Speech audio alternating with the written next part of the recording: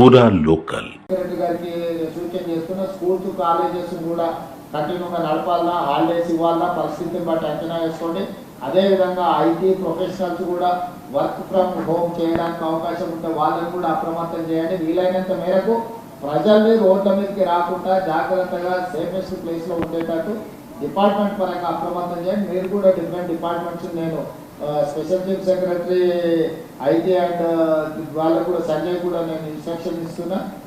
శ్రీధర్ బాబు గారితో కోఆర్డినేట్ చేసుకొని ఐటీ కంపెనీలు కూడా వీలైతే నెక్స్ట్ 2-3 రోజులు వర్క్ ఫ్రమ్ హోమ్ చేసుకోవడానికి అవకాశం ఉంటే దాన్ని కూడా ఎగ్జామిన్ చేయమని వాళ్ళకి చెప్పండి. వాళ్ళని అలర్ట్ చేయండి.